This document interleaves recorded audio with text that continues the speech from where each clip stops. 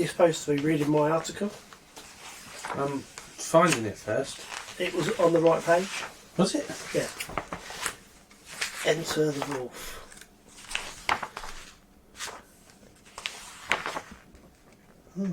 No picture of you though. No, I wrote it about the guy that does all the lures for Wolf Creek. Alright. Anders Ulfsson. I'm sure I've pronounced his name wrong.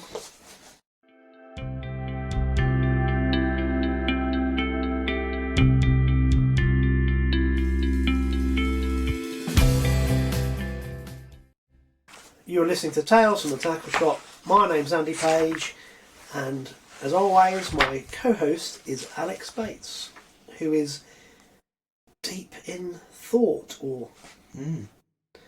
Yeah, just reading an article by someone, don't know, some Andy Page or something. Oh. Andy Page. Another article? Yeah, in Lure Angler. You do any lure fishing then, Andy?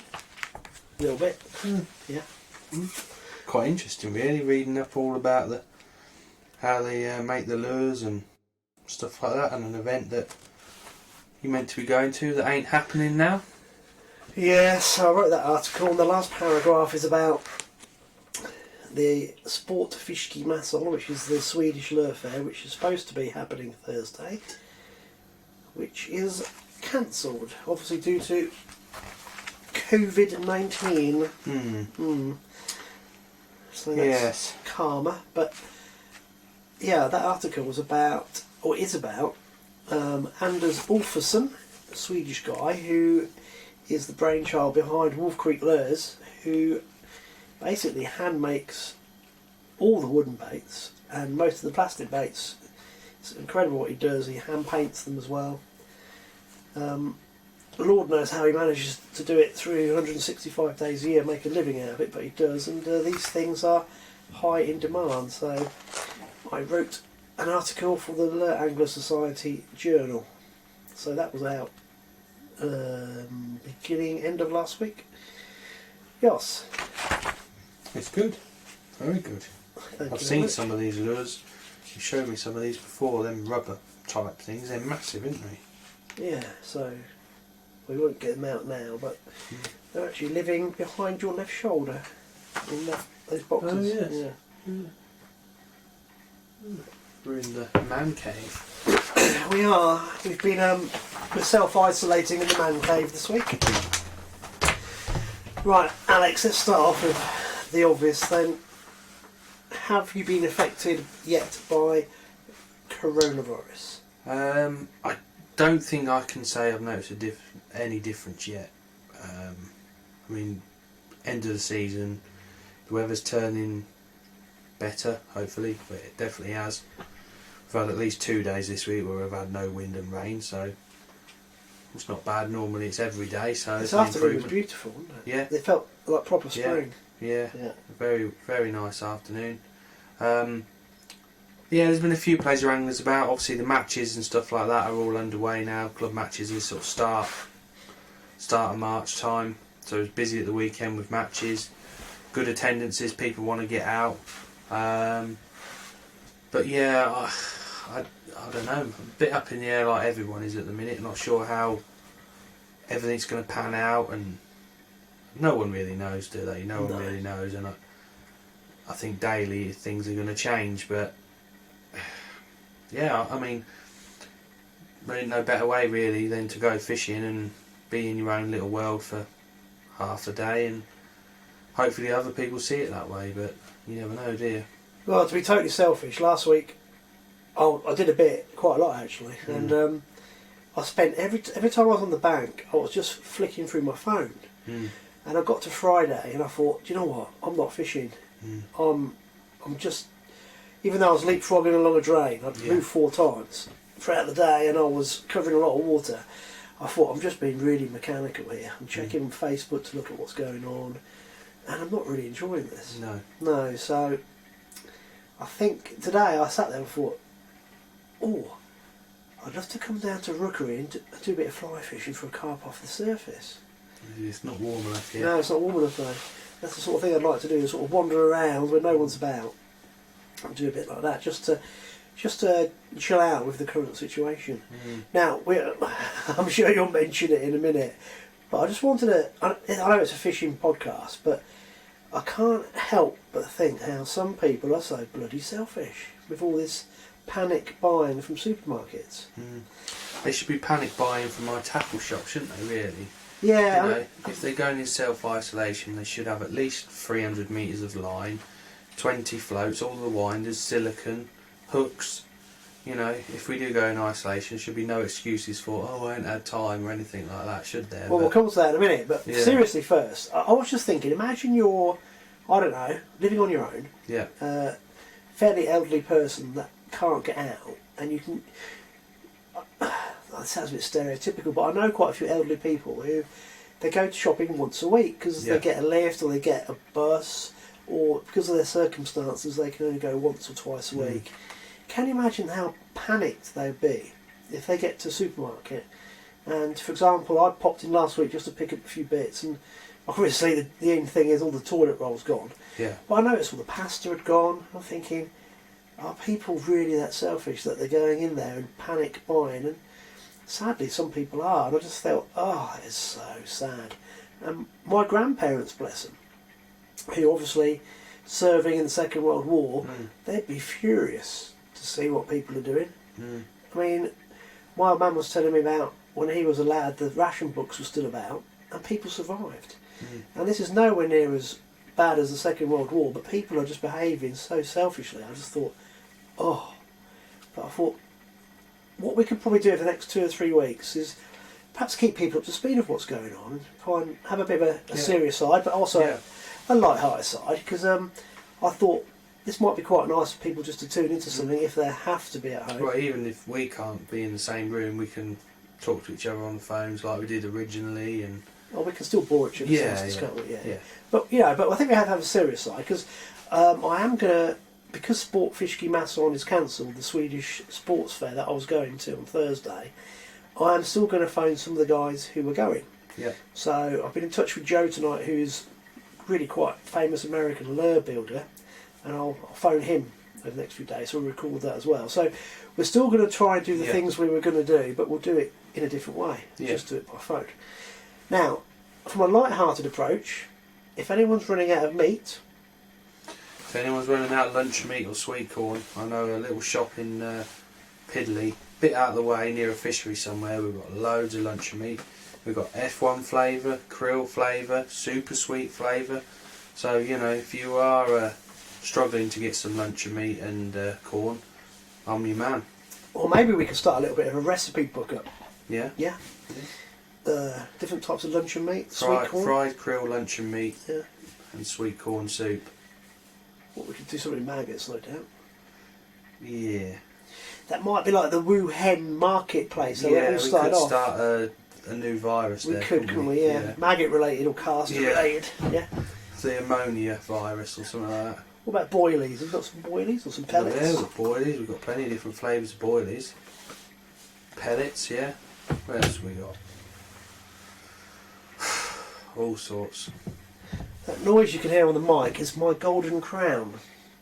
Oh. I'm not saying I've got a golden crown. Oh, right.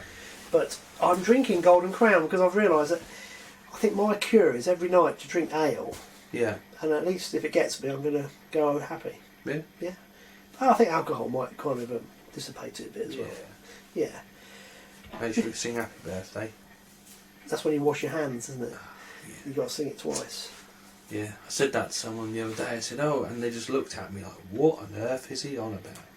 But the next day they obviously see the news and laughed and got what I was on about. But for a whole day they probably thought, what an idiot he is. Yeah, do you know what I've done today? I've made a decision to actually spend a bit talking to... I'm going to spend more time talking to people than I have done in the past, because you don't know if they might need a bit of help during the current crisis. The crisis is probably too strong a word, but it might get that far. So I just think, we need to sort of look after our neighbours and other people who might need a bit of help. I think some of the things that's been said is very British, isn't it? You know, the humour side of things. Yeah, got to. You know, can you imagine the Americans? They'd be like, they've gone mad because Jimmy, who we had on, who's Swedish, he was meant to go to Florida beginning of April.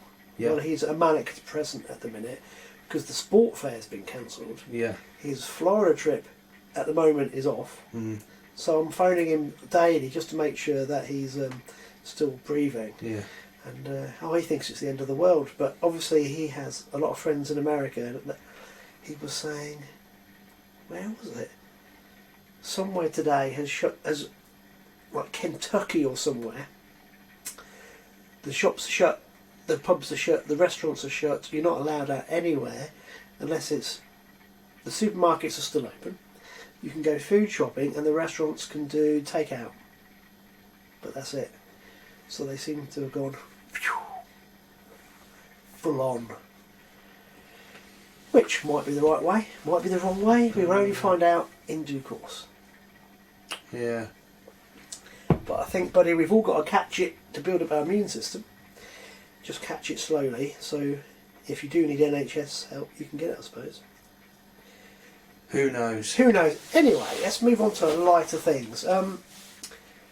We got banned off Facebook this week. Why, who you been upsetting now? Actually, banned off Facebook is... I lied a little bit. Right. Going back to the coronavirus, I actually thought, one, it'd be quite nice for people who don't know about us to know about us, because if they're at a loose end, stuck at home, they've got 22 episodes at least to catch up on of us chuntering on. I thought we could entertain people. Waffle. Yeah. We're very funny. People love it. It'd be fun. Oh, yeah. So I thought, we need to get out there and I need to advertise this a bit more. So on our Facebook page, I put a picture of me holding that. Is that bream I was holding? Yeah. That was. We found out these things on lures. These things are monstrous. Yeah. But I thought it'd be quite funny putting it on there. And I managed to find a link for Apple, Podbean and YouTube. So I shared it on my Facebook page, and then I found another local predator page that I'm a member of. Right. Now, people get in touch with you to like their pages. Mm-hmm. So you just, most of them you ignore because it's, I don't know, some person's craft making page, and you're not really into that. So, but this one I must have liked ages ago. And so I thought, I'd stick our post up on there to see if we get more listeners. So I stuck it up, and then within 10 minutes, someone from admin had blocked it. Right. Apparently I hadn't read the rules of the page. Oh. I should have got in touch with someone on admin first to ask their permission. Oh. Yeah. So it kind of like started a bit of a... to and fro. Yeah, because me being me, when we got rejected, I then posted the admin's message to me, so I put that on instead. Oh. I just started taking the mick, basically. About 2 hours later, the first post got reinstated. Oh. So we're back on. Yeah. But I managed to upset somebody. Is this a fishing page or...? Yeah, it's a Fenland Pike page. Right. I managed to upset them. You like doing that, don't you? Yeah, it's part of the course, really, isn't it? Yeah. Normally I do it on the bank, but this time I managed to do it via social media, so I'm obviously a very old, grumpy Fenland boomer. Mm. Yeah. Upsetting the locals. Well, I am a local, so I think this younger generation, they kind of expect you to read Facebook rules. Mm. I didn't actually... We don't know what we're doing, do we? I didn't know there were any. Yeah. I just thought you just don't name waters and that was it. Oh. Yeah. I mean, pike anglers are secret squirrels anyway, ain't they? So, yeah. Why have a Facebook page? Oh, it's You're just secret squirrels. Just so they can say... No, they're not, though. Oh, right. They stick up these... Here's my 13-pounder. Yeah. And with the background in full view, and you kind of go, oh, yeah. Nice, I can see exactly where you are. Yeah. Yeah, not good. But you've got to start somewhere, though, at the end of the day, haven't you? What do you mean? Well, if you like catching pike or whatever, and you catch a 13-pounder, that might be your PB, and then your next one's 16-pound, and then it's like anything, after a little while you're probably a bit more educated and you think, hang on a minute, I was a bit silly there, I shouldn't have put that picture of that fish up, and you learn from it, don't you? Yeah, you could be right. And then, well, it could be somebody who just wants a bit of Facebook liking. Yeah. Oh, massage my ego. Oh dear. Oh, how funny. Yeah. Oh, right. Oh, I was going to... Oh. That you haven't got any friends?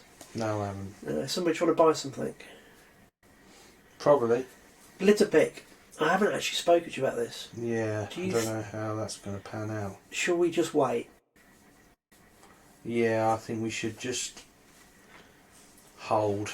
Because I don't think pubs are going to be open by then. Well, I hope they are, but we ain't going to have nowhere to get a beer afterwards, so... Well, that's one consideration. Yeah. I was actually thinking, in this world of political correctness, if everywhere else has kind of stopped doing things, we perhaps need to do the same.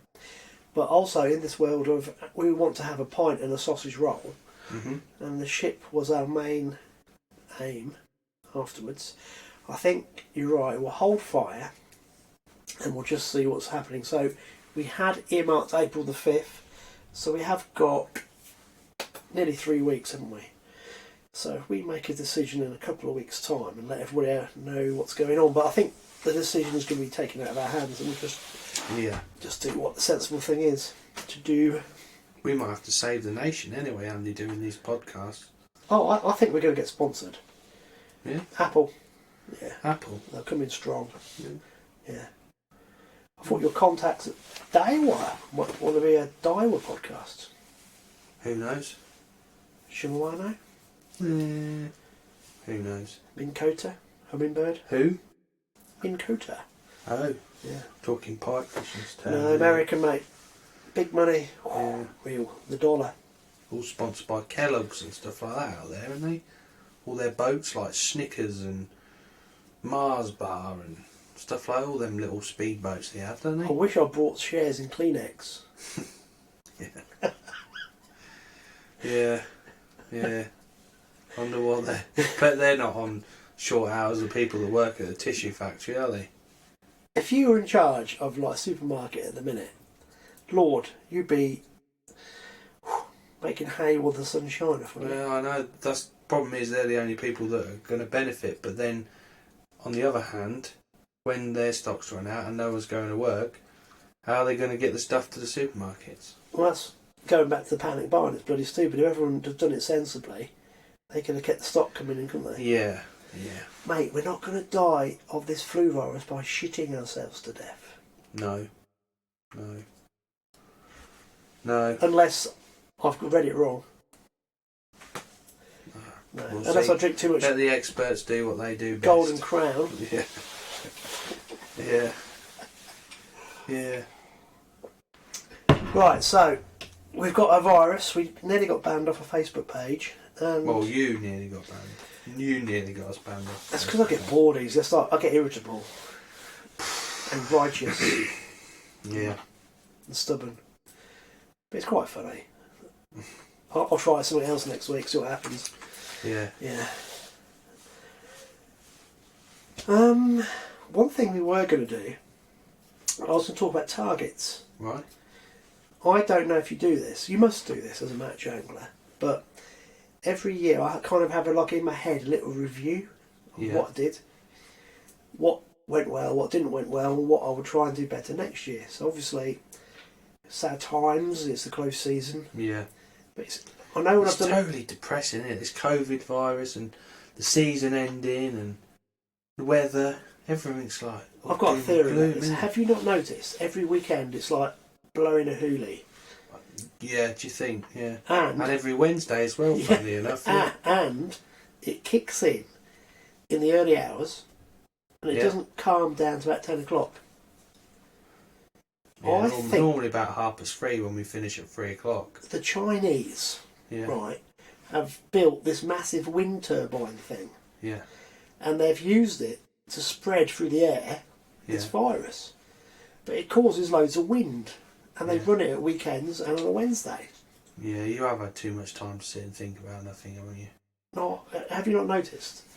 It's weird when the wind starts. It's like clockwork. Yeah. And you think, where's that? How? You look at the forecast and it's not like this, and suddenly I can hit my roof tiles and banging away, and I wake up about 3 o'clock in the morning and I go, those bloody Chinese again. They started with that wind turbine. Normally about just after 10 o'clock it starts and finishes at about 3:15. But isn't it weird what's been happening with the weather? It's crazy. Terrible, yeah. Yeah, but I was just thinking, when I get to the end of the season, I normally am ready for a break, and I am this year as well. But give it a month's time, I've kind of like raring to go again. But it just got me thinking, as a individual match angler, and as someone who now runs a team, did you have any specific targets for this year that you wanted to achieve? Well, yeah, obviously as a match angler you want to win everything, don't you? You know, that's why you're there. You're there to win. You're not there just to go, oh, you know, well done, we come fifth. Or you want to win, and that's why you fish competitively. But realistically, you sort of have your targets that you set and stuff like that, and that's why you tend to team fish, because it's more realistic. Do you know what I mean?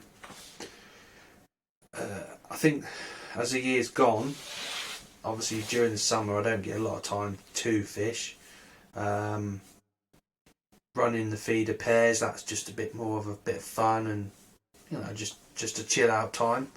And then really, when we went to Ireland, we as a pair, we didn't know really what to expect. We'd never seen any of the venues before. We'd been to Ireland loads of times before, so realistically we thought, well, see how the first year goes, and then like next year should be up to speed and should be thereabouts. But we actually did, well, Gav drew amazingly, fished amazingly. I just chipped in with my little bit, and we ended up getting in the top 10, which for a first season was really good. But we feel that the right conditions and learning a bit more from what, you know, speaking to each other and other people and stuff, this year, if it's on, if we can still go again, then we'd like to get in the top 10 again. So a lot of prep to go into that. Probably not as much prep as we did last year because we didn't know, so we covered for everything. Did Gav come second? Individually he come second, yeah, and as a pair we were 6th or 7th, something like that. Anyway. Well, that's an amazing achievement in itself. Well, it's good. It's good.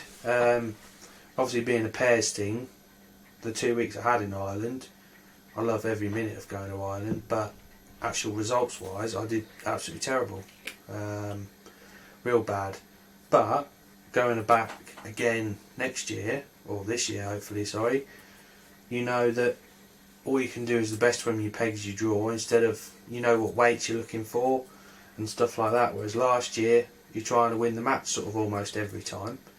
Gav was nearly every time, but my sort of 5 or 6 kilos and different bits and bobs chipping in, you know, perhaps fishing it differently and knowing the venues a bit more, you could have done even better. But the same for everyone really, isn't it? What about rig preparation? Do you need to do anything different? Not really. Rig wise, obviously we've been to Ireland for the last God knows how many years. Rig wise, the fishing's slightly different to the south, so in the south you're a bit more loose feeding, a bit more like we fish round here, lighter rigs, through the water rigs, whereas the north there's a bit more ground bait fishing on the bottom, a little bit more not clunky, but just a bit more aggressive. Yeah. The fish are a bit bigger and they're not fished for as much, if you know what I mean, so you could be a bit more aggressive, but it's not a great deal difference really. Hook sizes and things like that, they use bigger. So yeah, the 2 weeks there this year I want to do better, individually and as a pair as well. And then basically my season starts as soon as I come back from Ireland, so the big team matches, the obviously 12 weeks on the Trot Winter League, which our first year last year, the main aim was to qualify, which we did, and we sneaked the league win as well. So we couldn't have asked for any better really on that. And then obviously the Winter League final, that's the one you want to win, and basically we failed miserably. And it wasn't for lack of effort. You know, all the team put in so much and time, and everyone was singing on the same hymn sheet. Do you know what I mean? It was good. I think, yeah, we felt not confident that we're going to win it, but you know, when you get that feeling in fishing, confidence is quite a big thing. And if you're going into a match thinking you're on the right methods and stuff like that, it makes a big difference. But I think the biggest thing for us was, because we do know the venues and how they fish and how they were fishing at the particular time, when we drew our set of pegs, I think instead of, well, me definitely, I think instead of thinking, right, we've drawn shit, but you never know, just go to your pegs and maybe you never know. I think a lot of the time, basically, you know that other anglers are on shit pegs, so they're not going to get you out of jail. And then you perhaps push your pegs too much, and you know, your mental side of things. You know too much from beforehand. Yeah. And you defeated yourself before you start. Yeah, that's it basically. And I think that instead of, our draw was never worth winning, but instead of coming 23rd, maybe sort of a halfway, you know, sort of maybe a last sort of 10th place. But I don't even think our draw was even worth a top 10 finish, to be honest. No. You know, you analyse it and think about it and stuff like that, but I mean, I don't know too much about the decoy draw, but I know that the set of pegs that we had would have been a good set of pegs if it had been cold, and it didn't pan out that way, and that's just how it worked. So this year we're even more determined to. Well, I was going to say, so this year's targets. Let's start with Ireland. You and Gav. Yeah. So top 10 finish in the world pairs would be nice. Yep.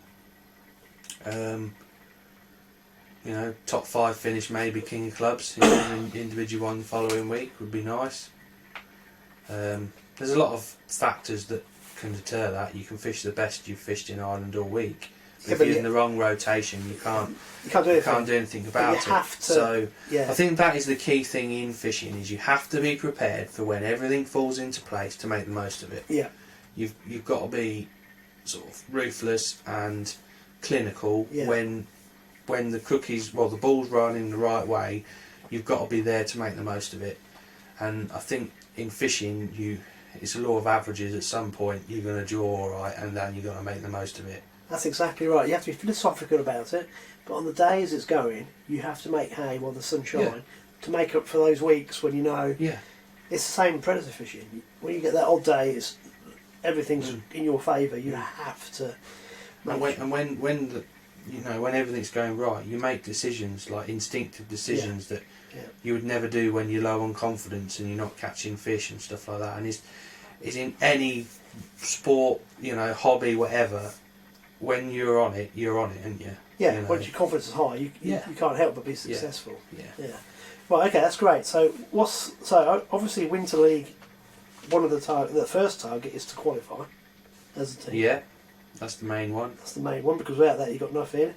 And I suppose, thinking back, because obviously it's a one-off day, and the draw is a crippler, but like you just said... We just want to prove that it was the draw, or, that we are better than 23rd place, do you know what I mean? And the fact that if we went another whole year without able to prove that we did draw shit, do you know what I mean? That's the thing, and all the lads are the same. We all...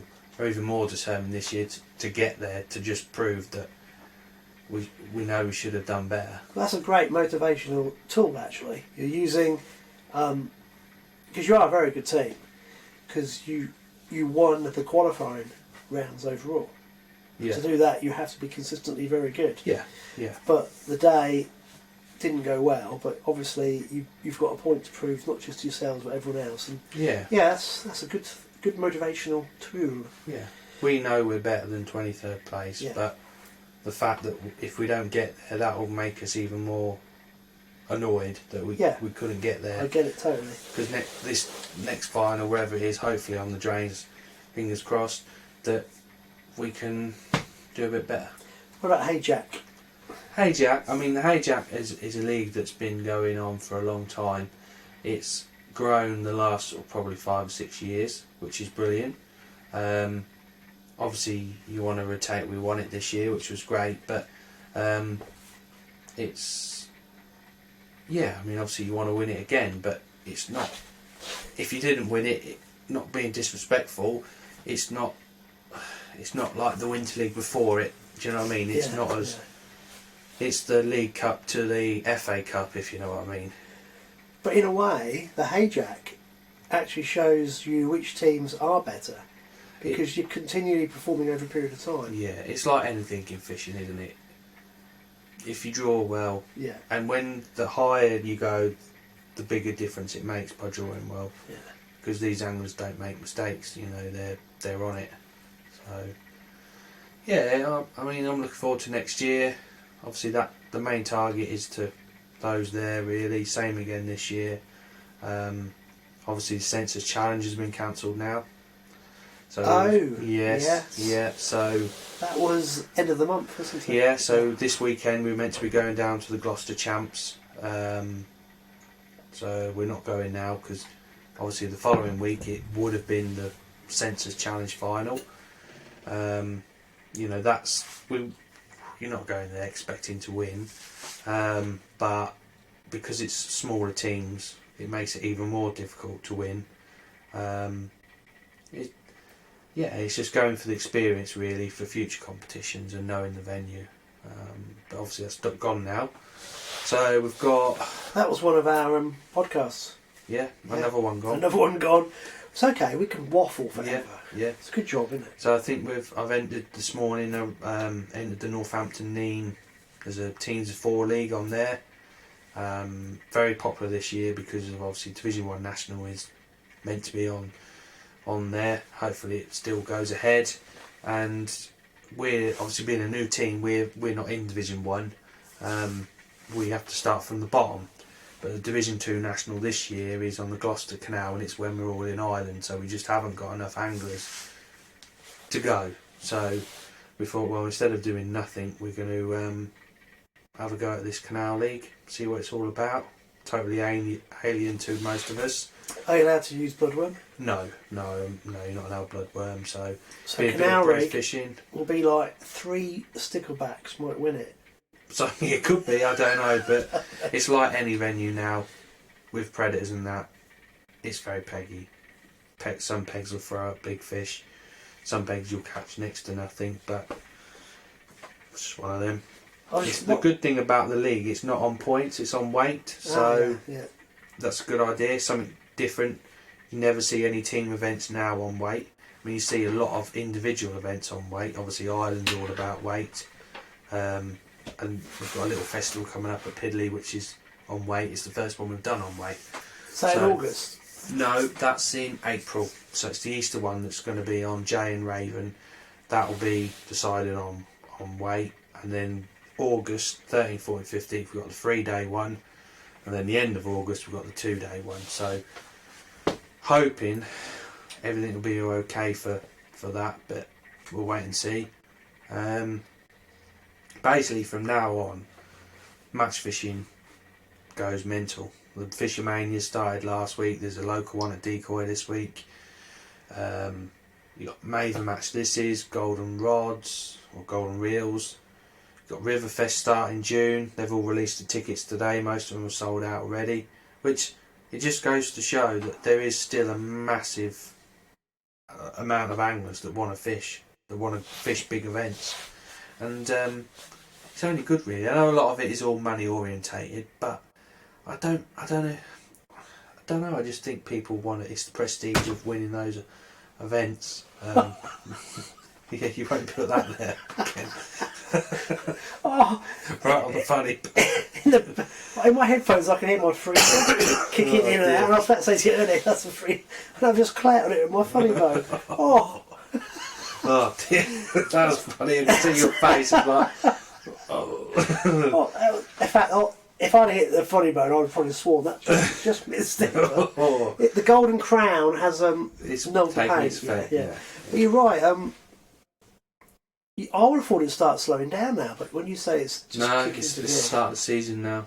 It's incredible. Through the winter, it's slow. Do you know what I mean? There's only us anglers, the hardened sort of gnarly, wrinkly. That's why the team fish is good through the winter. Now there's a lot of individual events. masses and masses of matches everywhere. You know, you've got canal pairs. It's good. It's good. There's so much on, which is good for business. You know, I mean, and for them events to be cancelled is a massive impact on not just me but tackle shops all over the country. Well, yeah, I mean, let's just hope. I don't really. And obviously, Division 1 National, Division 2 National, we had said about that. Yeah. I mean, they struggle to fit everything in now. Feeder Masters, God, I forgot about that. Feeder Masters massive now. It's incredible, actually. Yeah.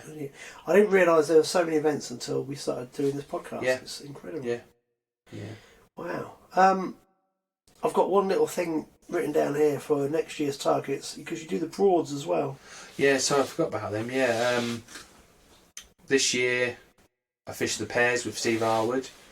First time I fished that event, and it's on section points, so I think this year we both won our sections both days, and we were the only pair to do that, so that was nice. We won the pairs, which I think there was about 30 odd pairs in that, which was really good. Enjoyable weekend away. It's cracking atmosphere down there. You know, you feel like you're on holiday as well in Norfolk. Everyone's friendly. The anglers are friendly. It's just a pleasure to be there. Even if you're not having a good day, you enjoy it. Do you know what I mean? Yeah, It's nice. Yeah. And the scenery is... Yeah. It's beautiful, isn't it? Yeah. Those reed-fringed rivers. Yeah. Yeah. So, obviously doing that again this year, the pairs, all being well, which will be June, I think, this year. Same partner? Hopefully, yeah, should be. And then you've got the teams of 4 this year we're fishing, which is through the summer this year. Normally it used to be sort of back end, sort of autumn time, and the fishing tend to tail off as the salt got in and the fish just disappeared into the boatyards or wherever they go. So we've got teams of 4 in that, which I'm looking forward to that. That'll be really good. It's different because the Bure and the Thurn is not very wide, it's not very deep, probably 5-6 foot deep. You're fishing 7-8 metres, fishing little flat floats, which you don't really get that sort of fishing anywhere else. Obviously you do on some rivers, but fishing flat floats and catching 150, 200 fish, it's really enjoyable fishing, something we don't do at all. And also, depending on the time of the match compared to the tides, you're going to get a run-off and a slack period, and then you're coming the other way. Yeah, that's where the locals have an advantage on you. Yeah. They know exactly what's going to happen. And just being prepared, different rigs. I'm looking forward to using a few different flat floats that you sort of learn each year, don't you? And hook lengths and feeding, being more aggressive, and when to work out whether you got fish for roach or skimmers, and little decisions like that. You got to learn quick. Well, Norfolk's always they are bigger fish in Norfolk than they are here. Yeah. Yeah, the pike are bigger. Yeah. And the prey are bigger. Yeah. I mean, whenever I used to catch baits, they'd be bigger. And they're hardier as well.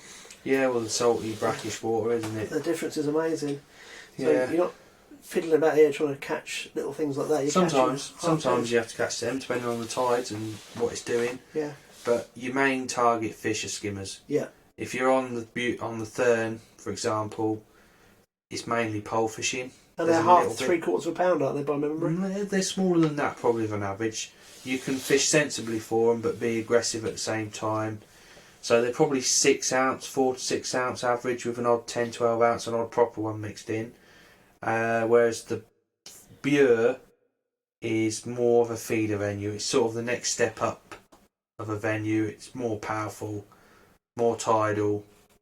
The fishing is more aggressive when you can sit there and not catch nothing, and then all of a sudden the tide changes and you've got to catch what you can for as quick as you can. It is peggy, that's the only thing, like anywhere, really, really peggy, but you always have a day's fishing. Hopefully it'll be a bit more pole dominated. It all depends on the tides and stuff like that, and I don't know too much about the year, which is because normally the matches are Saturday, so I've never fished a match there on a Saturday because of work commitments. But there's a Three Rivers one. I don't know if I'll have time to fish that, and there's obviously the one in October, which is probably the best fishing.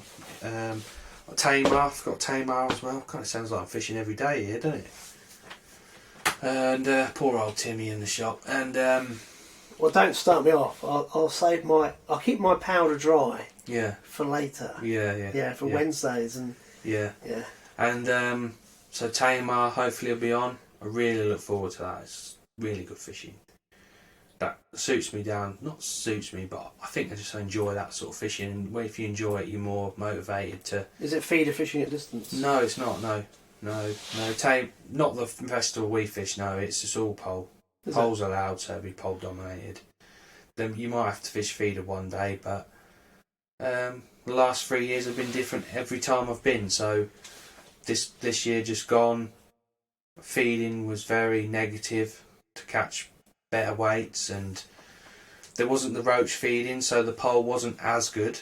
Adam Wakeling won it, fishing the feeder every day, and I think I had 2 really good days. First day I had 34-pounder skimmers on the pole, fishing like 2 lines at 13 metres, and I really enjoyed that, and I thought, yeah, I've got this sussed. Yeah, wrong. And then second day I was second in my section with 26-pounder skimmers. I didn't really fancy my peg here. It's not really a very good peg, but I thought I'll take second from there all day long. And then the last day I drew an absolute dump peg. Couldn't have drawn any worse. So story of my life, really. Oh. Yeah. Yeah. So and I caught next to Note, I think I had 10 or 11 pound, then it next to me had like 15 pound, then next to him had 16 pound, and they all caught 30 pound all in a row. So said it all really, but yeah, it's one of them. So cool. Yeah, Tamar, Broads. The fishing during the summer is little festivals rather than going every Sunday. It's a bit more, a little break. Yeah. For 2 or 3 days during the week or whatever. And hopefully you might be able to fish the Trent on a Wednesday if I can, if it's, if I can get a day off in the week. Well, let's hold that thought. I'm going to get myself another golden crown. Yeah. I'll make you a cup of tea. Be lovely, thank you. And we'll come back onto the Trent in a minute. So this is a podcast first. I've got Lily sitting on my lap, and I think she's a cross between a terrier and a sausage dog, a Dutch hound, and her breath stinks. Oh, and now she's headbutting the mic. Ah. Yes. Never work with animals or children. Or Alex Bates.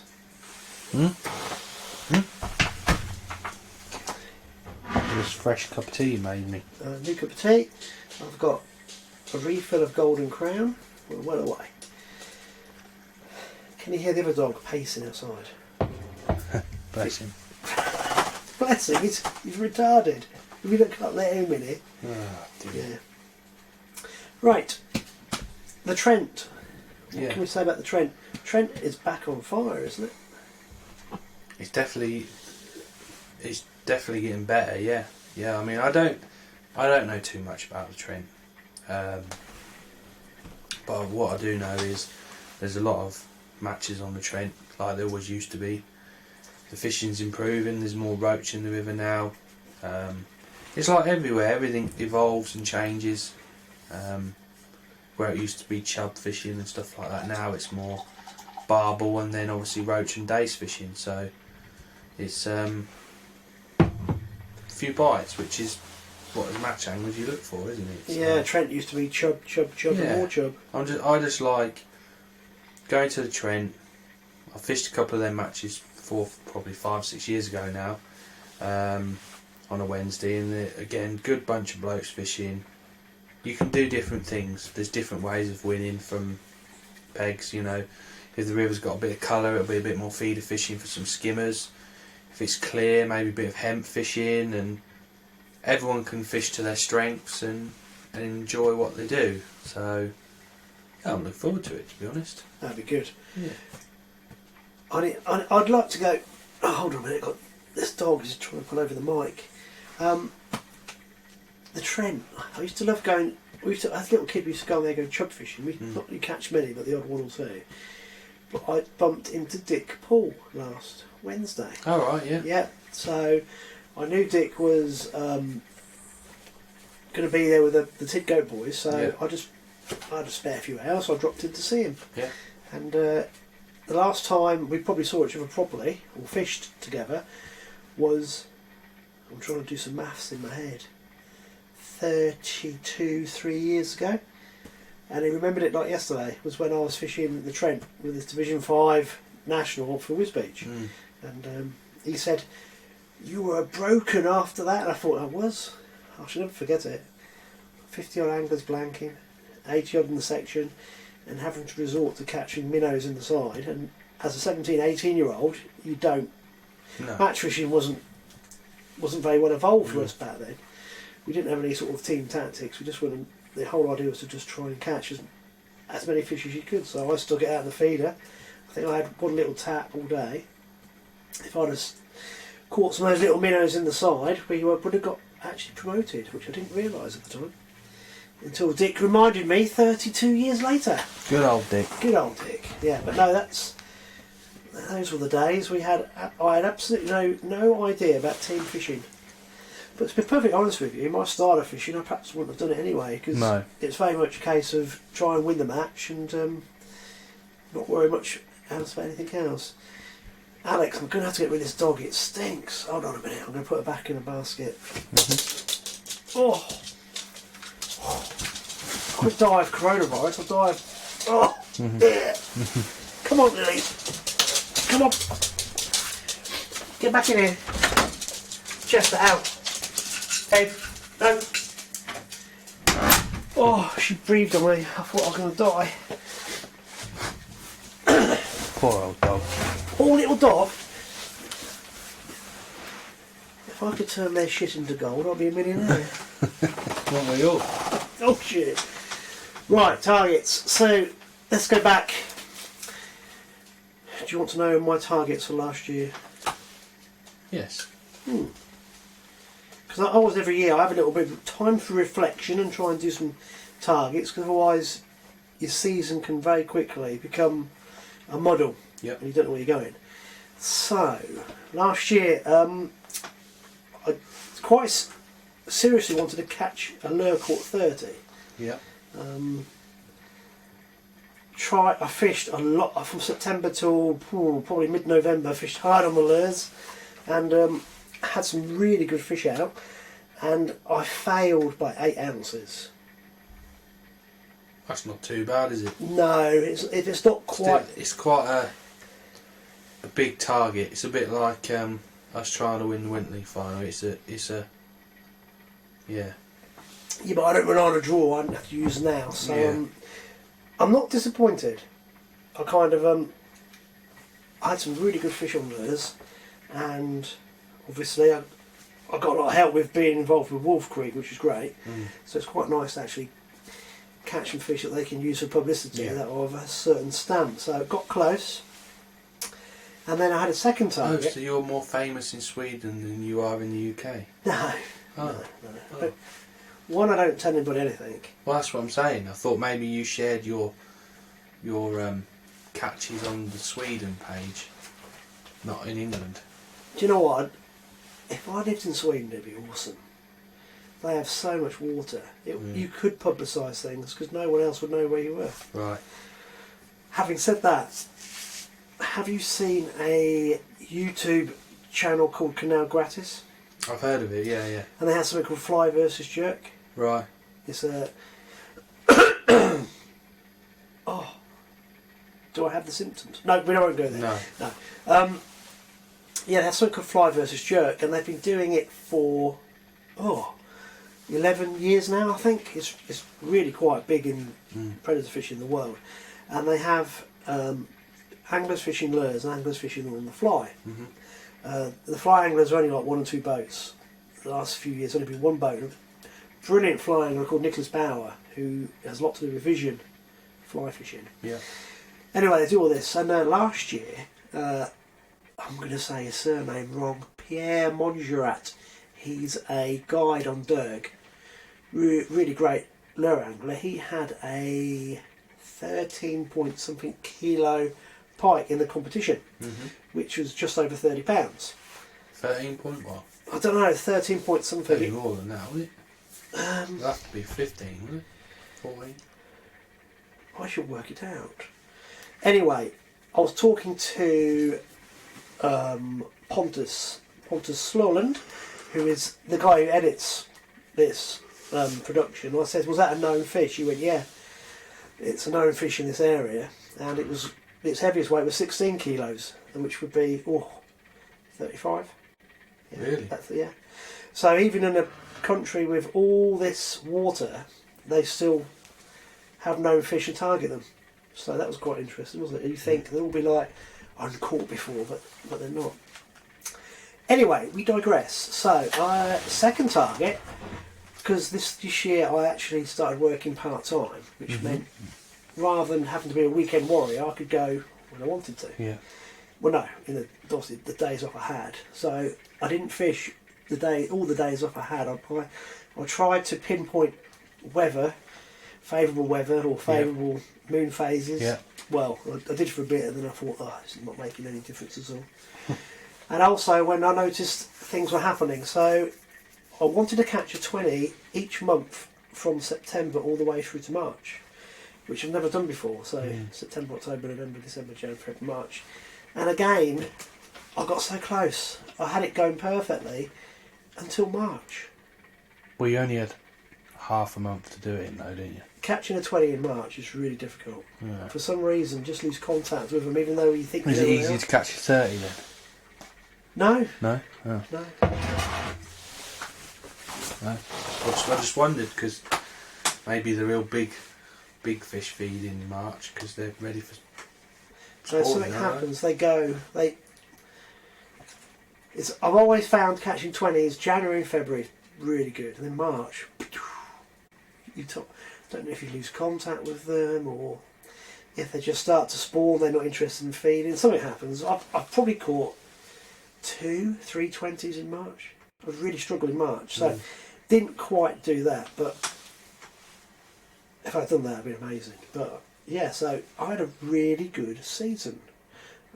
Started off in really big waters on the lures, did really well. And then kind of mid-November switched over to fishing the drains for the rest of the season, and it was absolutely rock hard. I know on 3 drains, I fished 3 drains more than once, didn't catch a fish.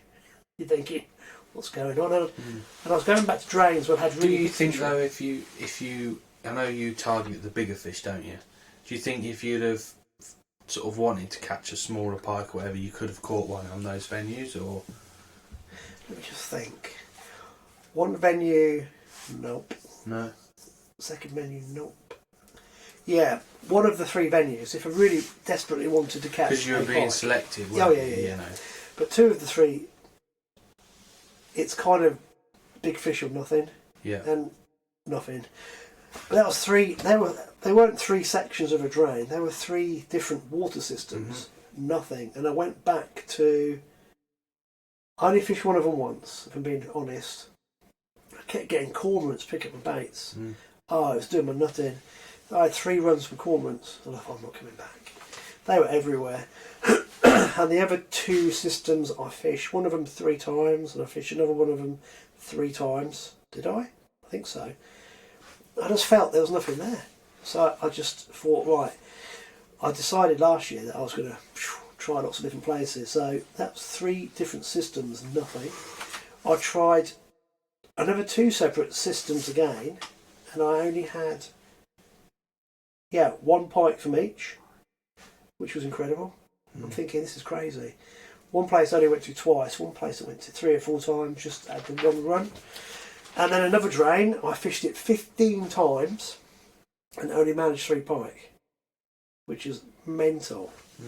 But for some reason, I don't know whether it's been imbalanced fishery, 2 of the 3 fish were really big, so you kind of don't mind so much. But 15 sessions and 3 runs. But what I did in the drain time, I switched from lures. I just used dead baits, and in the past I've used live baits and dead baits, and because it was such a wet winter, I thought I'm just going to hit it with deads, and it does target really big fish at times, but also at times you're just going to catch nothing. a tool. So I think I need to next year be a bit cute about things I do. But it's been a brilliant season. I've caught 1 or 2 really special fish, and I'm knackered because I tried really hard as well. That's the other thing. I didn't kind of sit on my laurels and fish one water. I was working out. I think I went to Scotland. I had a 20 in Scotland. Yep. And if we knock Scotland out of the equation, I think I fished 10 different waters more than once. A lot. Yeah. So not just 10 areas, but 10 different drains, and no, not just drains, but big resis and all sorts. And actually, I was all over the place within them. So it was like, whew. But like you were saying earlier, because I started getting success early doors in September and October on the lures, it keeps you going, doesn't it? Yeah. And I got into some big fish early on, and it kept the confidence high, so that was really good. Yeah, so I've started thinking about next year. Now, one of the things I would like to do is I have not caught a fly caught pike over £25. Right. I've had 20s. I've had, I don't know how many 19s. It's ridiculous. I'm an expert at catching a £19 pike on a fly. But so next year's target is to get a 25 plus on the fly. Yeah. If I'm being really, really big-headed, I'd like to get a proper lump, 27.5 plus. But I only fly fish for about a month a year. Yeah. So I'm kind of like, month and a half. It's like, well, how the hell are you going to do that? But I do tend to target waters where they are. Yeah, I was going to say, the venues where you can fish for pike on the fly tend to have bigger fish anyway, don't they? Yeah, you just got to go. And last year, I took several people and I kept putting people on fish rather than myself. So I think this year I'm going to be... Bit like when we went like. Yeah, what's that? Why did we go? The more I think about it, the more I think that was one of our worst decisions ever. Yeah. Yeah. Yeah, definitely. But I enjoyed it though. It was good. I enjoyed it. That was in the middle of. I was on a run of really big fish. That's the only reason we went. And I knew if we could get where I wanted to go, we were going to get a big zander and or B, a big pike. But we just the wind was something else, wasn't it? And they moved as they do once it stopped. So next year's targets, 25 plus on the fly would be awesome. The World Predator Classic, the one thing I do predator fishing wise that's match orientated, we completely flunked out last year. So this year, last year I naively said top 5. Actually, there's loads of great lure anglers in that, so I think top 10 would be great, top 5 would be wonderful. But again, need to kind of get really, really on the ball with that. Last year we completely caught cold. As long as hopefully America will happen in August, so 50-inch muskie is always the target. 50-inch. Yeah, my PB's 54.5. What's that, £60? No, not that time of year. Nowhere near. I weighed my 54.5, and it was about 39-40 pounds. But that was in a boat that's rocking, and and their landing nets. Look at that thing there. That's a third of the size of the thing they use. Really? Yeah, the mesh. They call it the bag. Right. The section at the back. And we weighed the muskie quickly in the bag, and then took the mesh was £4. So we took that off the weight. It was very inaccurate. But you don't want to mess these things about. They fight really hard and they stress themselves out. So you unhook them, get them straight back in. But I'd love to get another 50-inch muskie because they are special things. So much casting, so tiring. Fish of 10,000 casts. Yeah. That's what they're known as. Is that what they are? Yeah. Like pellet waggler fishing, mate, but you get more bites at it. Oh, that's incredible. And then you get a follow to the boat, and then you just turn to jelly, and you've got to keep doing the right things to get to take. Yeah. So it's same with pellet waggler fishing, really, because... No, it's not. It is. It is. The principles are the same, because you have to get the pellet to land right to make the right sound, whereas you have to get the lure to move in the right way, right to the end. When you're pellet waggler fishing, a lot of the time, if you're going to catch, it's within the first 10 seconds of the float hitting the water. So it's a case of chucking the waggler, feathering it in, the right depth that they're feeding at and stuff like that. Obviously we're getting more bites. But you get all them things right, and it's the easiest method in the world. But it's like anything, yeah, but I know what you're saying. Yeah. What you got to bear in mind is these things they are easy to know where they are. Mm. You cannot get the buggers to feed. Mm. It's really difficult. And when they come right up to the boat... Do they not fish with them with live baits then? Yeah, they do. And they call it cheating. Because they catch them? No, they do catch them. They have different... Like we have a close season, they'll have seasons for different styles of fishing. Right. Now, this is... When I get Joe on the podcast, I'm going to get him to explain to myself and the listeners of the American psyche into what they call fishing. Mm-hmm. They wouldn't do the bait fishing we do. They wouldn't even consider it. It's very much a mobile approach with lures. It's the sensation of casting and feeling the take and trying to get the fish to take the lure rather than trap it. Right. It's a different psyche to what we use. So they use these massive great suckers, and the rigs they use on them are horrendous. As in, I'm not able to describe it on air, but and they get a take and they reverse straight back over. They do everything completely different to how we do it. It's amazing. Is there anything we can learn from them on that sort of fishing though?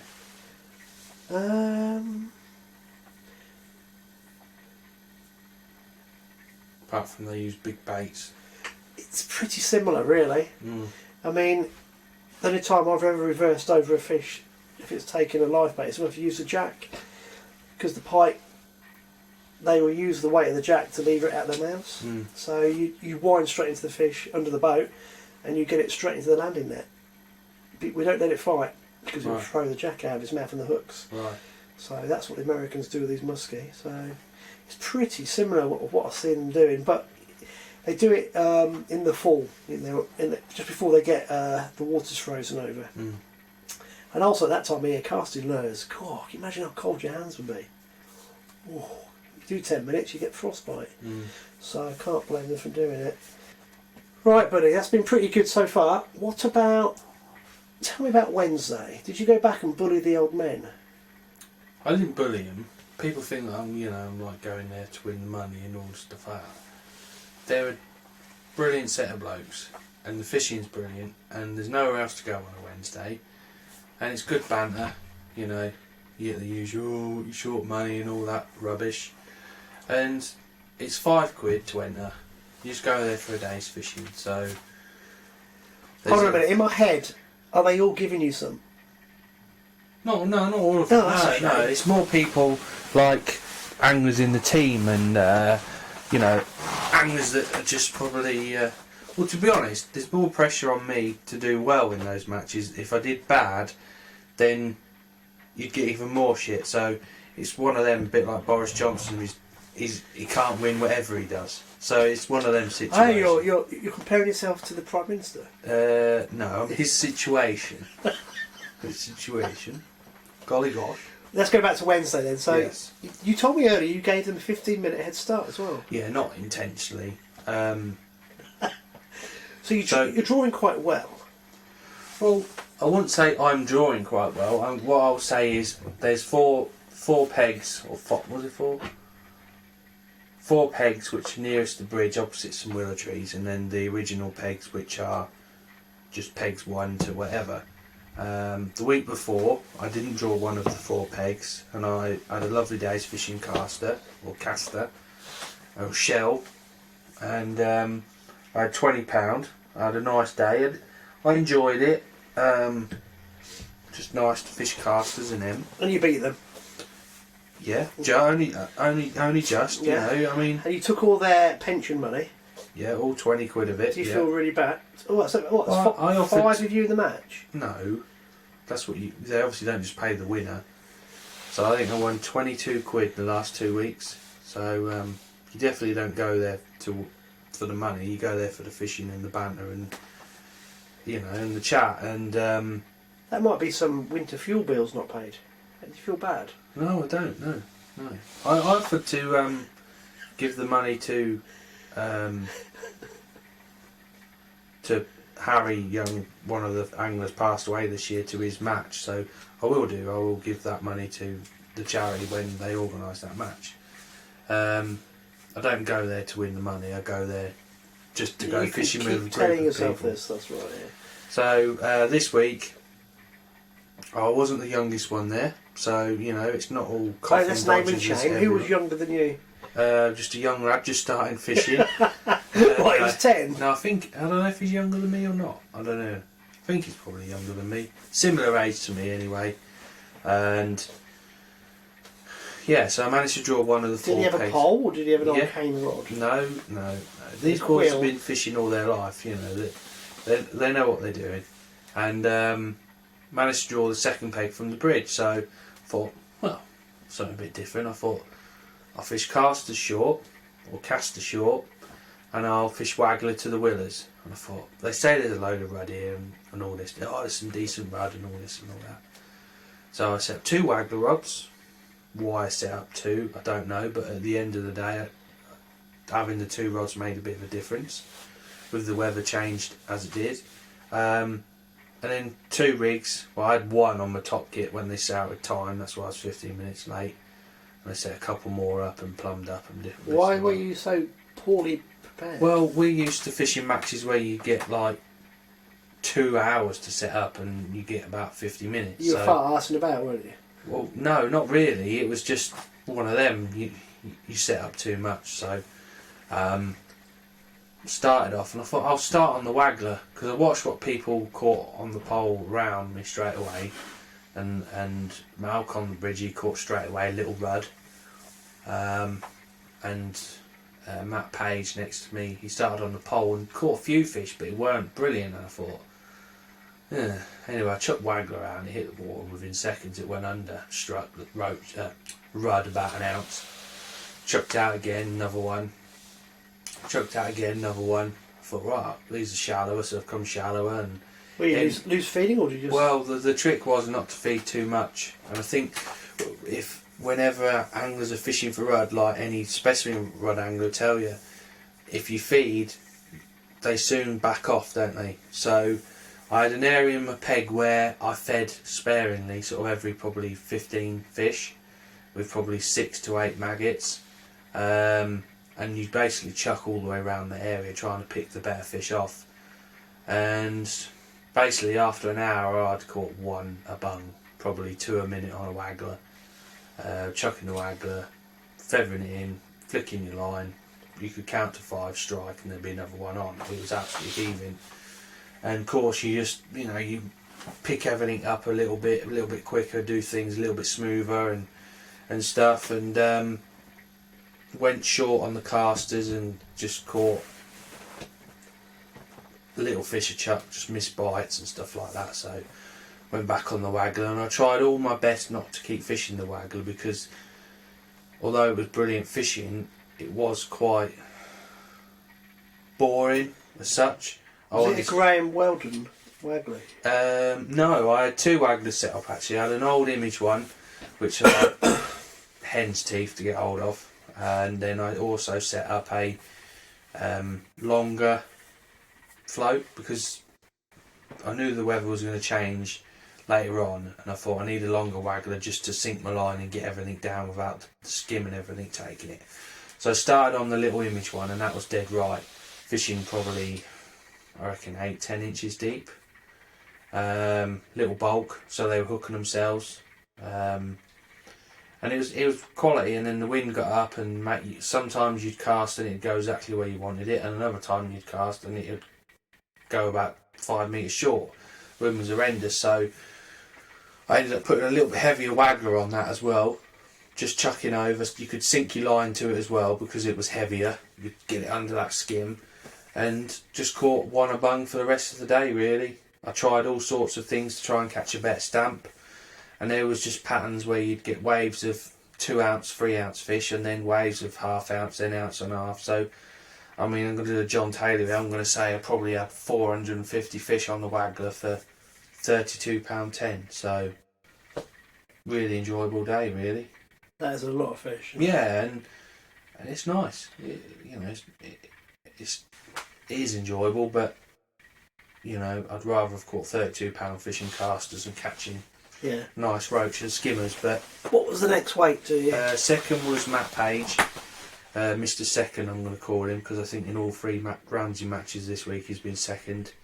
He had 24.6, and third was Mount Hobbs with £21 something. So brilliant weights on those 3 pegs, and then basically where the rudd weren't, it was hard fishing, you know, sort of 18, 19 pounds. Yeah, real hard. That's a lot of fishing then. Yeah, it's really good fishing. Quite a nice long stretch there, I suppose. Well, yeah, I think this year the fish have been more tightly shoaled. What about the tench? Did they show? No, not really. Because Big Fish Kilby's brother has been going down there, hasn't he? Yeah, he's been enjoying MPEG. He had 10 in the week before, but Saturday... Did you scare him off on the Wednesday? No, I think he's at work on a Wednesday. Oh, he's not young enough to join in. Oh, yeah. And, so Wednesday they had that match. Thursday the Ramsey boys had a sort of end of season sort of one-off match on a Thursday. They had half the anglers on St Mary's and half the anglers on the Narrows. Peg 1 at St Mary's won it with... There's Mark Williams. He had £16.5. Excuse me. Just sit back a bit, Alex, because the volume's perfect. Perfecto. Yeah. And actually, you look very comfortable in my... I do. I tell you what, you're sitting in my Fox chair that must be 20 years old. Yeah. And I think it's one of the few things that Fox have made that actually work or last. Yeah, that's good. I've got a rig bin up there. Look, they're bloody useless. Why? The tops come off. You've had it 20 years. No, straight away. Well, they're not used to them size 1.0 hooks, are they? Fox chairs are awesome. Yeah. Anything else made by Fox just falls apart. Anyway, I butt in. Yes. Second was Matt Page from the Narrows. He had a couple of tinkers for 13.8. Third was John Locke, 11.14. And fourth was your main man, Keith, don't show us your teeth. This is on a Thursday. Yeah, with £11. Same stretch? So, yeah, they had half on Narrows, half on St Mary's. And they had 17 anglers fish, so nice little match there. And then Saturday they had an end of season do. Obviously had a pipe match on St Mary's, I think. I don't know how they got on there. What did you say? Pipe match on St Mary's. And then they had the standard match on the Narrows. And second was Matt Page. You guessed it, 13.12. Third was Mount Plant, 13.6. And the winner was Mr. Tim Bates. No way. Yep. Well, there's 2 questions I have to ask you. Yeah. One, yeah. Why was he allowed out of the shop? Because it's a Saturday. We don't work Saturdays. And 2, yeah. Was his back in any fit state to carry his gear down to the peg? Yeah, it just slid down the bank there. Because you have worked that poor man to the bone. Oh, what a poor old bloke. Every time I come to see you guys, it's like I have to pick him off the floor. Yeah. He's a broken man. Yeah. What have you done to him? Not me, it's the customers that have broken him, I think. Or Grandad? No. But yeah, he won. He won? Yeah. What with? £15.7. Of? Bits and bobs. He had some rudd, perch, didn't catch any tench. Which he don't normally anyway, because, you know, that's my old man. He don't catch tench. I don't think I've ever seen him catch a tench in a match. But it's a good angler, your dad. He's taught you a lot. Well, I've definitely got his drawing arm. I know that for a fact. Cheers, Dad. So yeah. So he's a happy boy, is he? Yeah, he's got a spring in his step. Yeah, he's walking around, you know. Have you got him doing overtime? I've even got my brother to make the door a bit bigger so he can fit through it this week. Well, how's your brother's thumbs? All right. Yeah, he's getting there. Bless him. But they are. So yeah, so that was the Ramo matches, as they call them. They've had a really good last year. Yeah, they're a good club, and they start their commercial matches now. They was at Decoy Sunday. I don't know the ins and outs of who won that, but every Sunday now they've got a match on commercial, Piddly, Decoy, basically Piddly and Decoy, and then when the season opens, they do every other week. So one Sunday on the drains, one Sunday on commercial, and then basically October time, all on the drain. So it's a nice little club. anyone can join. The pools aren't serious. It's just a right laugh, really. Some characters. It's good. It's what you sort of, when you first started match fishing, like when I started with the March boys, and you have the banter, and it's great. It's what you go for. Yeah. You know. Yeah. So that was the Ramo boys, and then Saturday was obviously last day of the season. So Whittlesea have a Saturday match every week, and they had, I think, the best attendance. They had 17 or 18 there on a Saturday, which was great at Beggars, which is it's like the 20-foot at Chain Bridge. You've got to be on the right areas to win. And Paul Wright won it with £32.11. Thinking just fish ground bait and pinky short. Is that again loads of little fish? Lots of small fish, yeah. Obviously they're not really small to catch £32, but they're probably ounce fish. I don't know. You had 453. Yes, but yeah. Anyway, Mr. Wright had £32.11. Second was Steve Goodrum, 27.2. Third was the match organiser Jeff Tettleby with 22.12. And fourth was Andy Ball with 18.2, so really good weights. And again, brilliant club if you've got a Saturday spare. Nothing serious. They fish good venues, normally Beggars Bridge, Carrot Wash, sometimes on Cock Bank as well, early season or early autumn, autumn to November-ish time. Great bunch of lads. So yeah, well done to those. But then the big, not the big match, but the standout match really was the one on the Glen, and it's just the last three matches. It's just got better and better and better. Was that Elliot Newman? Yeah, Elliot run one this week. Yeah, Jono, Rob Johnson, MPEG Steve as I call him, and it's the only MPEG I've drawn is when he's drawn for me. Unbelievable, isn't it? And, hold on a minute. Before you say these results, I was going to ask you something. Do you guys get into the habit of asking somebody to draw peg for you? No. When I run a match on the Welland, I got him to draw for me because I thought, well, I'm going to be on a fly if he draws for me. And it was an MPEG. It weren't a flyer. I had 13, 14. Are you all very superstitious about drawing? Some people are, yeah. Yeah, there's some anglers want to be the first one in the bucket. Some anglers always sit skulking about to have the last one in the bucket. Some anglers draw with right hand, some anglers draw with left hand. Some anglers always have the one at the bottom. What's the most peculiar thing you've ever seen? Someone doing the draw? There's a chap called Phil Speakman, and he's a proper laugh, and he's called MPEG, right? Because he draws so many MPEGs, and he's even his number plate is NPEG. He's a laugh, absolute legend. He's a laugh. And he sort of does this silly twirl and then puts his hand in the bag. And normally he's on an MPEG, so yeah, he's a bit of a character. Do you do anything like that? No, that's probably why I draw. But you see, when you talk about this, I still remember drawing pegs even in little Blacksmith's Arms matches. Yeah. And I'd know where I want to be. Not the peg, but the area. Yeah. And I think I was pretty good at drawing. Yeah. Yeah. Sounds about right, yeah. Yeah. It's confidence though, isn't it? Yeah. Yeah, I mean... I'd love it if someone's got a story about someone who does something really, really, really bizarre. I'm sure there are some bizarre ones. Do you get some people who are so anxious they have to be at the front of the queue and they'll push in?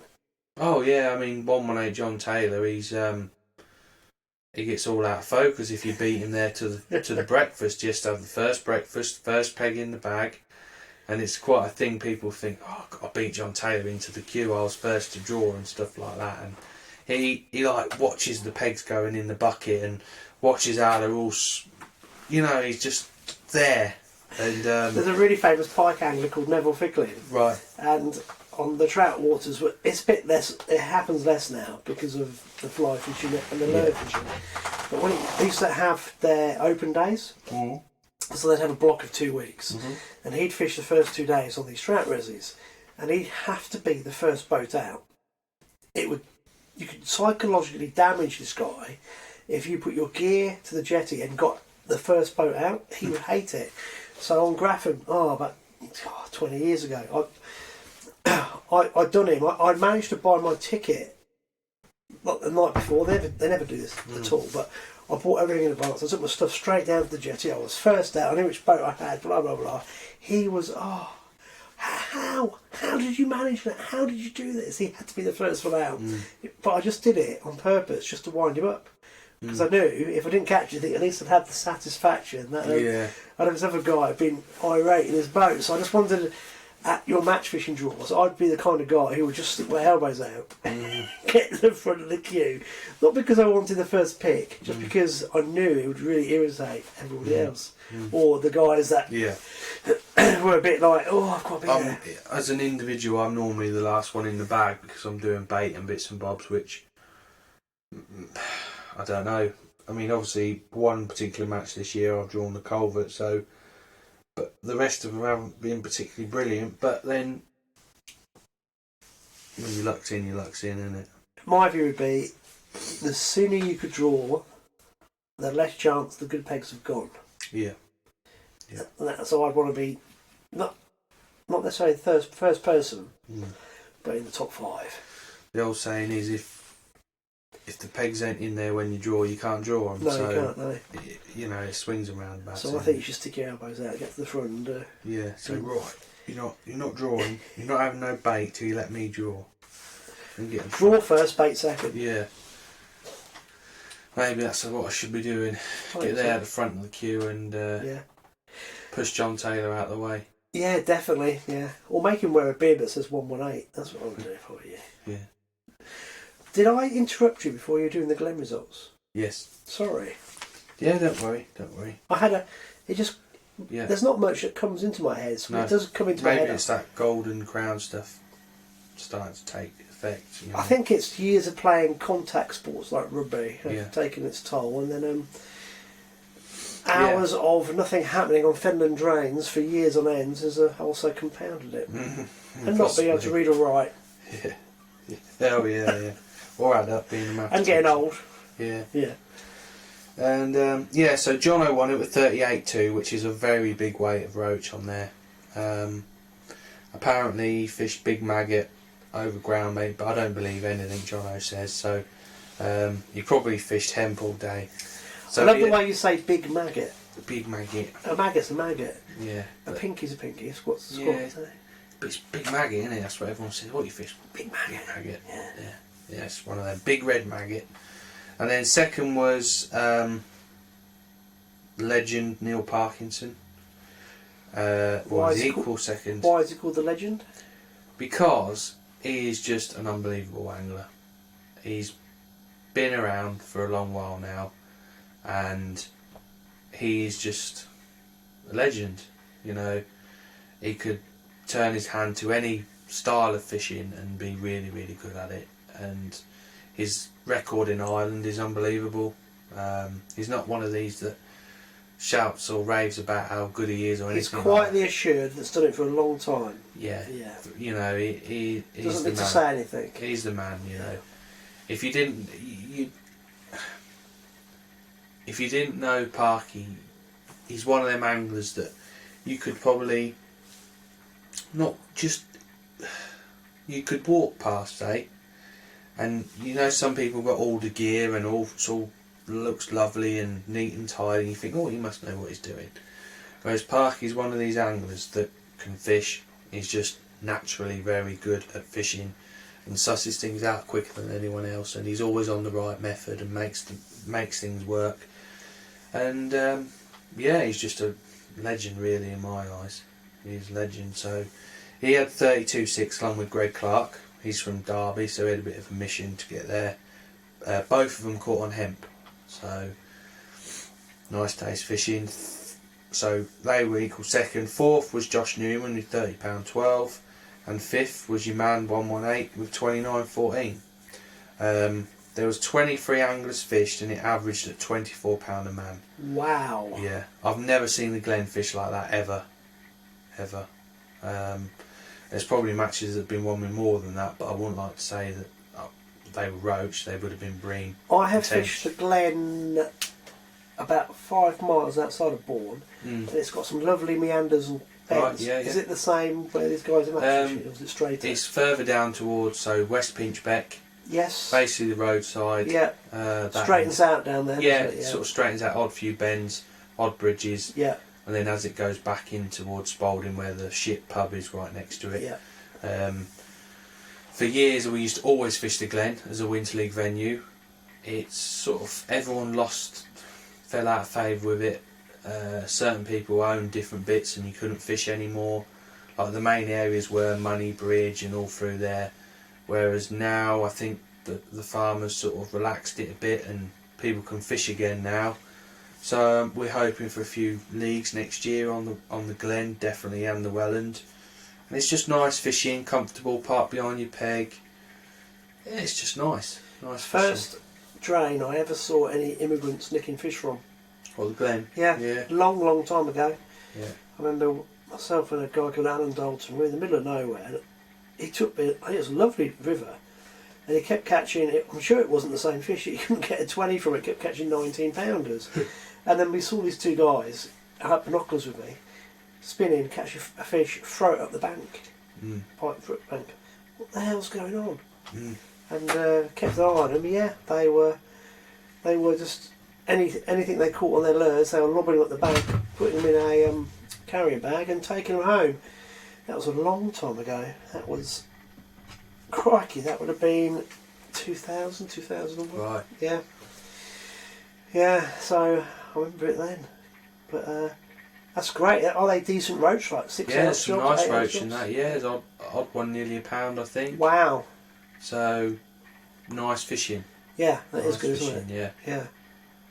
Oh, that's cool. I'll tell you what, the fen drains, I say fen, they've got Lincolnshire rivers as well. Fenland. Yeah. Yeah. But the match scene in Well, this area, Spalding, Link, and that is Fenland, isn't it? yeah, Yeah. it's been a brilliant season. Yeah, I think so. I think when you look back at it and you go, wow, you know, the Glen's never produced, not produced them sort of weights. Town Wellands has always produced decent weights, but not that big. The record at March went this year. Yeah, and it went big time, £60. Yeah, £60. And that's not big fish, but not, you know, small silver fish, not like a bream weight or a load of tench. Tid was one with £100 this year. I mean, obviously in the summer, Tid you get some £200 bags of bream in matches. I mean, I've even had £156 from a match at Tid. Lovely day. Yeah, You did? I did. Yeah. Did you? Yeah. On a Wednesday match. Well, obviously bream, Yeah. or the tip. Yeah. Had them in 4 hours. What, down at Main Road? Yeah. About peg 23, 24. Sat there for an hour. Not a lot happening. Had a little skimmer after about 55 minutes. And sort of dead on an hour, I had a bream, £3. Then I had one every single chuck from then to the end of the match. What, on feeder? Yeah, all on feeder. Yeah.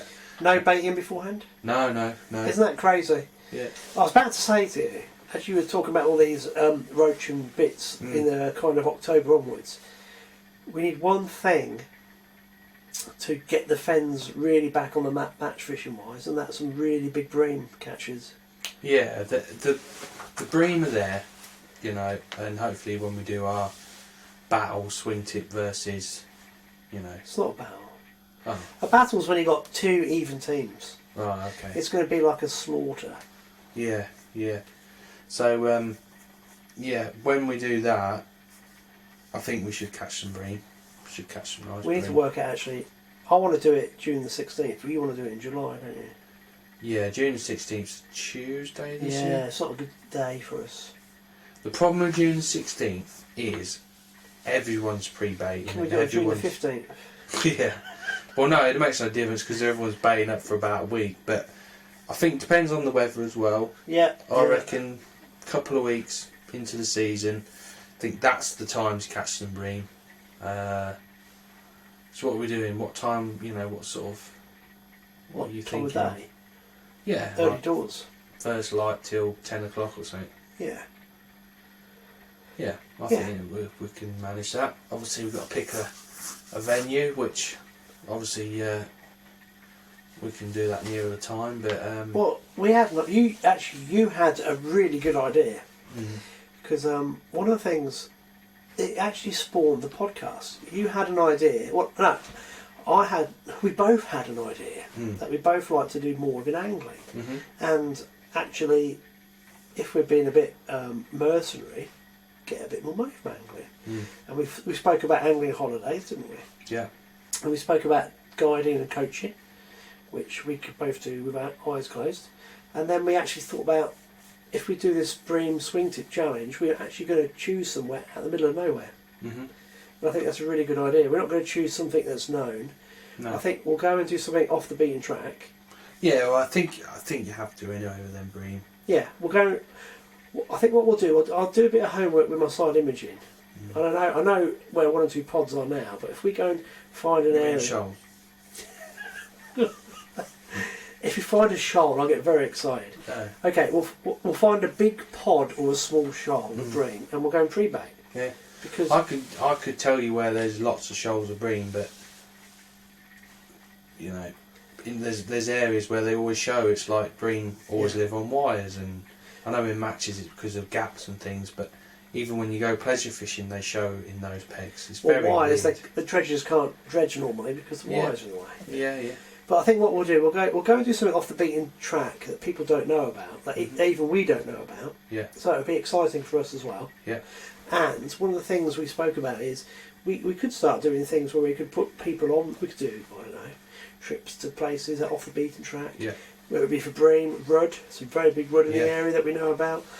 And I think, we need to self-publicise ourselves a little bit, because we've got an awful lot of knowledge, but we'll do the swing tip bream challenge actually in something that it'll be a surprise for ourselves as well. What we get out there. We'll obviously put the groundwork in, and we'll do the pre-baiting and prepare the swims, but we'll do it on a venue in an area that we have no knowledge of. That'd be quite fun to do as well. Yeah. Buddy, it's been a brilliant season. The podcast magic has worked really well most of the time. Mm-hmm. You guys have done fantastically well with qualifying for the Winter League and the Hayjack. You were just done by a bad draw. Fishing in it. Yeah. I've had the most memorable pike fishing season ever, but I fished my little cotton socks off, fished my nuts off basically. But the harder you try, the luckier you get. And I think it's been awesome all round. So podcast has been great. It's been good fun to do. I've enjoyed doing it. Yeah, we're learning. I was a bit sort of not sure about it at the start and stuff. I don't like to. Well, yeah, I like to share information, but I don't want to. At the same time, I don't want to sound like I'm a know-it-all, if you know what I mean. Because I don't definitely want to sound like a knob. Yeah. Big head. I definitely don't know it all. Everyone's still learning, but what information I've learned, hopefully people can learn from that as well. So, well, I think we've both learned from some really awesome anglers who are sadly no longer with us. And fishing is all about listening and learning and picking up the little things here and there. And I think, that's what you do. You put a bit back into the sport, so it's good, isn't it? Right, anything else you want to add onto this week? No, not really. I'm going to put a poster out on Facebook for the feeder series. Hopefully that we can fish. Fingers crossed we can carry on fishing and we're not affected, but who knows? Well, we'll just keep going. We'll do our bit. Yeah. Even with the freezer. This freezer's been bagging in my headphones, so God knows what it's going to be like on here. Oh, wonderful. It adds a bit of ambience to the background. Mate, it's been an absolute pleasure again. I think it just leaves me to say this has been Tales from the Tackle Shop, a Fenland Fishing TV production.